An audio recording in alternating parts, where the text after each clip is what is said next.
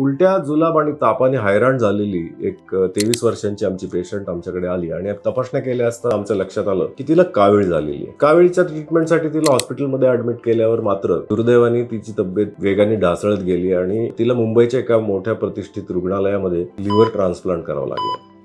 2 किंवा 3 दिवसांपूर्वीच तिने पुण्याहून मुंबईला जात असताना एका फूड मॉलमध्ये जेवण केलं, एवढंच निमित्त झालं. सुदैवाने तिच्या एका जवळच्या नातलगांच्या लिव्हरचा एक हिस्सा तिला मिळाला आणि त्याच्यामुळे तिचा जीव वाचला खरा. परंतु आपण जेव्हा बाहेर खात असतो त्यावेळेला नेमकं आपल्या शरीरामध्ये काय जात असतं याचा अजिबात तारतम्य राहिलेलं नसल्याच्या काळात आपण राहतो आहोत, हे आपण सगळ्यांनी नीट लक्षात ठेवलं पाहिजे. तुम्ही जर का गावापासून दूर असलेल्या या रेस्टॉरंट्सची किंवा फूड मॉल्सची रचना पाहिली तर तुमच्या लक्षात येईल की त्या ठिकाणी हजारो शेकडो लोक येत असतात आणि त्यांचं मलमूत्र, त्यांचं सांडपाणी हे सगळं कुठेतरी शोष खड्ड्यामध्ये किंवा दूरवर पाईप नेऊन तिथेच जमिनीखाली सोडलेलं असतं. तिथून पुढे काही अंतरावरतीच एखादा बोर खणलेला असतो आणि त्या बोरचं पाणी रोजच्या दैनंदिन वापरासाठी हे त्या फूड मॉलमध्ये किंवा रेस्टॉरंटमध्ये आणलं जातं. आता आपण जे रेग्युलर नियमितपणे रेस्टॉरंटमध्ये किंवा अशा प्रकारे फूड मॉलमध्ये किंवा जे सतत प्रवास करणारे लोक आहोत त्यांना नकळत अशा प्रकारचं अन्न पोटात जाण्याची फार मोठी शक्यता असते. त्याचं कारण असं की हे बोरचं पाणी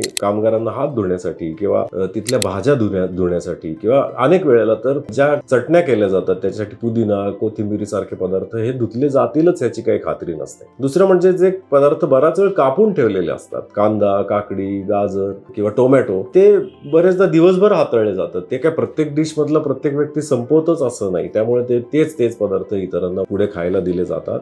उदाहरणार्थ गेल्या वर्षी पुण्यातल्या सिंहगड रोड परिसरामध्ये गुलियन बारी सिंड्रोम नावाचा जो फार मोठा प्राणघातक आजार झाला, त्याचं कारण असं होतं की त्या विहिरीमध्ये तिथल्या जवळच्या सोसायटीचं सांडपाणी आत जात होतं आणि ते विहिरीतलं पाणी पिण्यासाठी दुर्दैवाने वापरलं जात होतं. किंवा कॉलरा सारखे आजार आहेत, कावीळ सारखे आजार आहेत, हे दूषित पाण्यामुळे होत असतात, हे आपण नीट लक्षात ठेवलं पाहिजे. आणि म्हणूनच ज्यांना सतत प्रवास करावे लागतात किंवा ज्यांना सतत रेस्टॉरंट मधलं उपाहारगृहांमधलं अन्न खावं लागतं त्यांनी हे नीट लक्षात ठेवा की जे पदार्थ शिळे होऊ शकतात, उदाहरणार्थ बेकरीचे पदार्थ किंवा ज्या पदार्थांना बराच वेळ वेगवेगळे लोक हाताळतात किंवा कापून नुसतेच ठेवलेले असतात आणि जे उकडलेले किंवा शिजवलेले नसतात असे पदार्थ शक्यतो खाऊ नका. अशा पदार्थांमधून निश्चितपणाने पोटाचे विकार आणि अत्यंत जीवघेणे विकार होण्याची शक्यता असते. एक चूक झाली तर ते प्राणावर बेतू शकतं आणि म्हणूनच प्रत्येकाने प्रवास करत असताना आणि विशेषतः उपाहारगृहांमधनं खात असताना हा नियम नक्की लक्षात ठेवला पाहिजे. पावसाळ्याच्या आणि उन्हाळ्याच्या दिवसांमध्ये सुट्ट्यांचे दिवस असतात,